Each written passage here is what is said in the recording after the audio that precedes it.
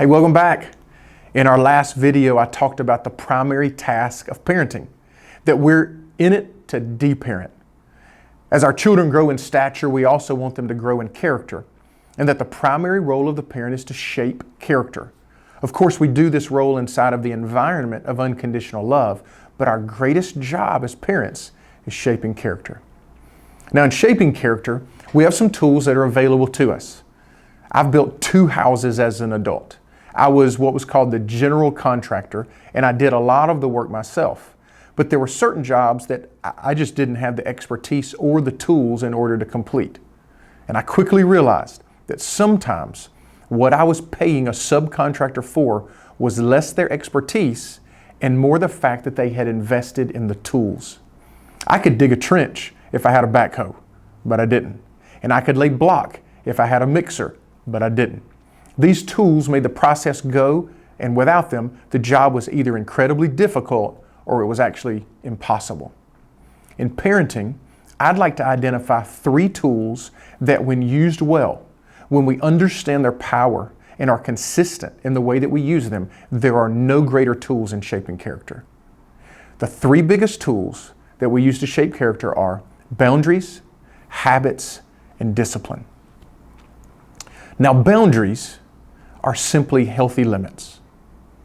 When you or I make a curfew, or we keep tabs on who our children are hanging out with, or we put a parental lock on a premium TV channel, what we're doing is we're setting healthy limits.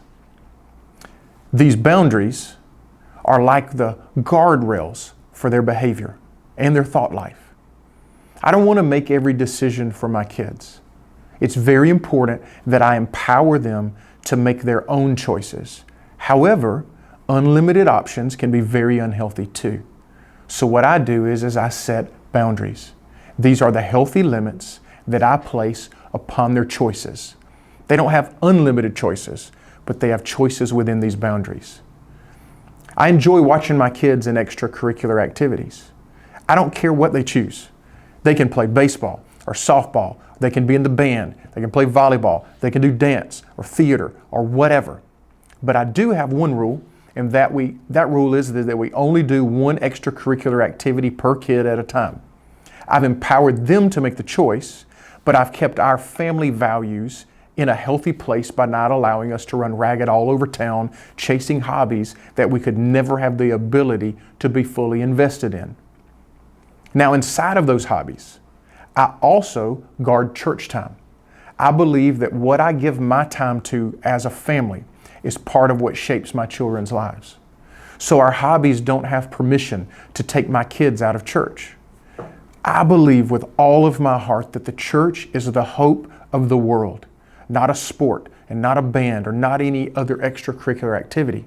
In empowering my kids to make choices on what they want to invest their time into, I set boundaries that keep those choices in healthy ranges, making sure that what is most important stays important.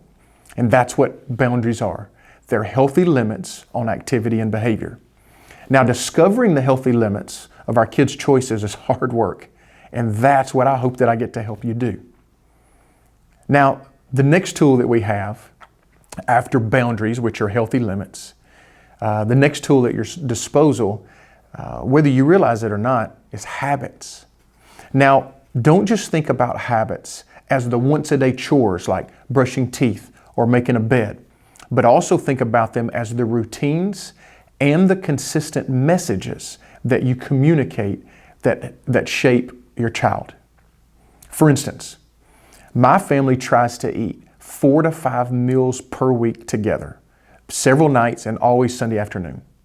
If you can think of a positive family stat about eating meals together as a family, there is one. We sit at the table, no phones are allowed, no television, and we physically sit at a table where we have to look at one another.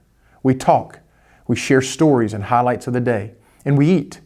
Now, my mom is the chef of nearly every meal.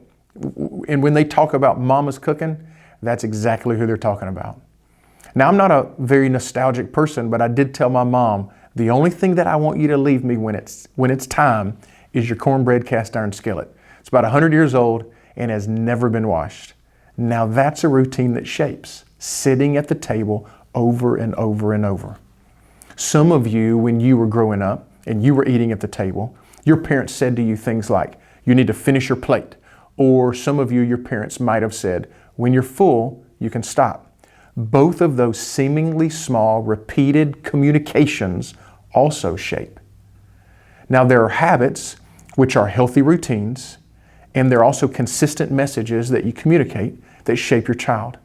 They're both explicit, like repeating, "You are my beautiful princess," before bed every night, which is what I tell both of my daughters for their entire lives. And then there are messages that are implicit, like always making your child's bed and keeping their room clean. They communicate something to your child, and the more we're aware of our habits, the more we can intentionally shape their character. So the first two tools that I talked about were boundaries and habits. Finally, the last most effective tool at your disposal is discipline.